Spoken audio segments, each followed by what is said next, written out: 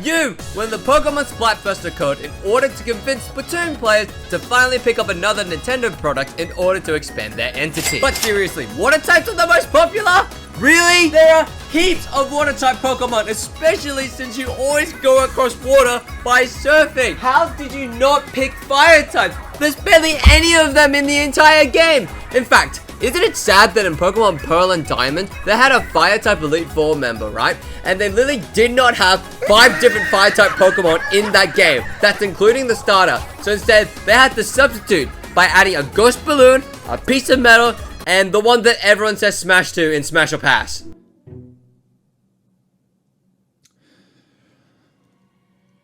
Would this make me a furry if I said Smash? Smash. Anyways, unless you were blind or just did not pay attention to the thumbnail, the best Turf War weapon by a landslide is the Reflux Bow. Yes, it is better than the Aerospray, or any other shooter that has an insane fire rate. Now, you guys might not think that it is broken, but believe me, if you think this small bow is not busted, I'm sorry, but you're just playing it incorrectly. And I know what you guys are saying. I don't know how to shoot with the bow and get kills. That's too hard. It feels like a sniper to me, and all I want to do is go point blank and then hold the CL button to trade with my opponent. And those are totally valid reasons until you learn that you don't do anything you just complained about. First of all, your gear setup is just not correct. See this.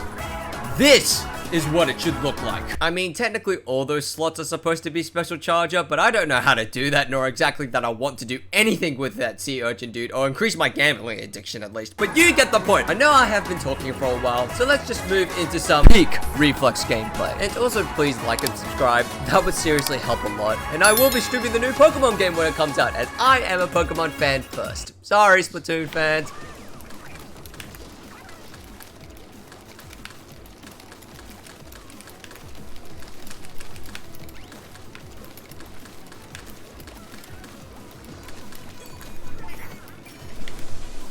That's it. That's all you have to do. Just rinse and repeat that for the entire game. Now, I'm not kidding. That's the strategy.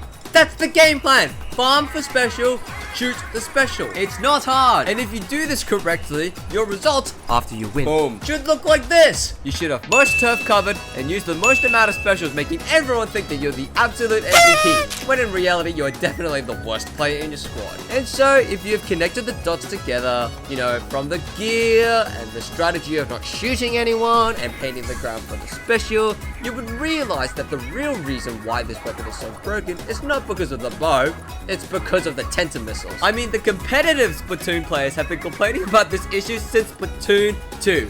That's 5 years that they have been complaining about this. But you're probably wondering, why are Tentamissiles so broken? Well, first of all, it can target everyone from the opposite team, no matter the distance. You get a clear sight of their location, and when you shoot them, it forces them to move, giving predictable enemy movement for you to get kills.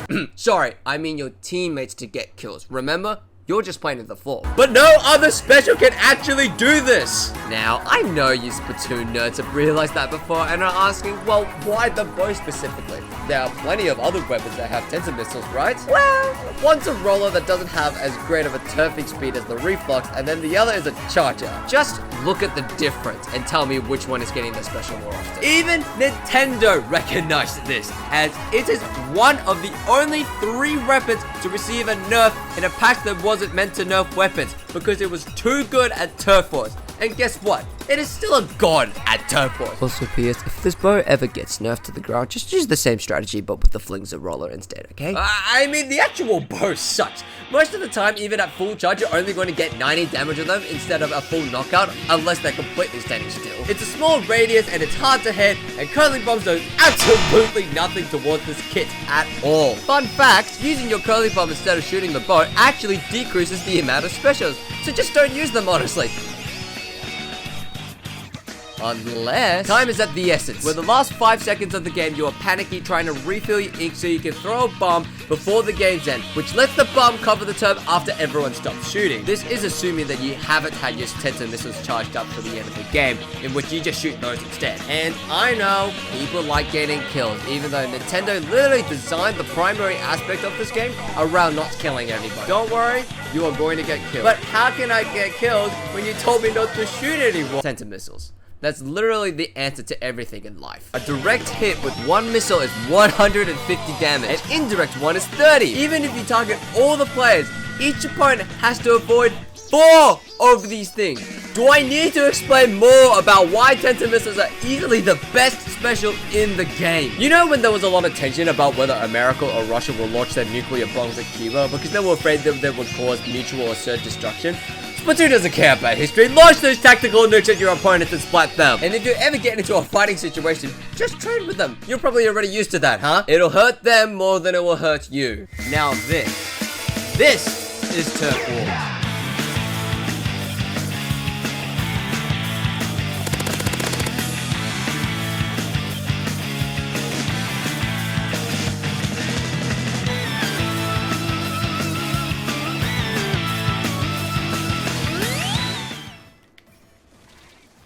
Doesn't matter.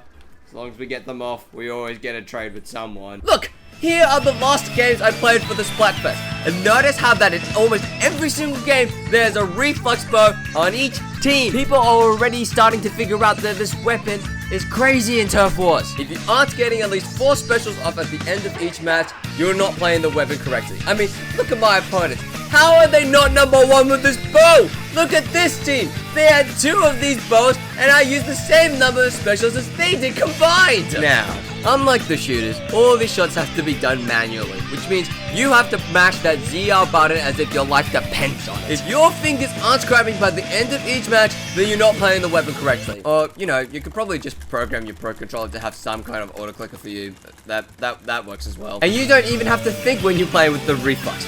It's so simple, and yet so effective. So, even with all these drawbacks of this weapon, both statistically, physically, and kind of mentally, you should be winning every game in Turf Wars. But hang on, I recorded this in Splatfest. We haven't even talked about Tricolor Turf Wars. It gets even better! I mean, if you ever get into a Tricolor Turf War, Tenta missiles become even more broken because Tenta missiles can lock onto 6 targets, which means you could potentially target everyone on the opposition. Yes, I know you are kind of hurting the other less popular team as well because the minority kind of works together to overthrow the majority, but you get the point. Just look at this. Can any other special produce such a monstrosity? Can any other special produce what World War III is going to be? But hey, if you are actually good at this weapon by itself, then go for the cool stuff. There we go. And if you're lucky, you can get a shot. You can get a nice shot off. Try to pick him off. It's actually pretty good. Come and get me on this platform then, huh? Come and get me. That's what I thought. Special already. Doesn't matter. Am I gonna die? Probably. Oh, no, never. How did I come out of that alive, to be honest? Oh, yo! Oh my gosh! Gotcha. Alright. One more Tenta missiles coming up. Woo-hoo-hoo! I'm surprised I'm not dying in any of these scenarios. It's just sadly not optimal. And sometimes you just suck at Splatoon and have matches that just don't go your way. You don't get #1 or the most specials, and for that I just have to say, just have better teammates. You are playing a team game after all. How on earth did Water win so badly that Team Grass and Fire tied for losing? I don't know, it seems like people are big man cult followers, so maybe I'll just follow him next time regardless of the topic. I mean, if this video actually goes viral, I want to cause absolute chaos in the next Splatfest. I want to see screenshots, gameplay footage where everyone plays this reflux mode from your team and from the opposite team, and then I want to see mass destruction on this. Send me the clips.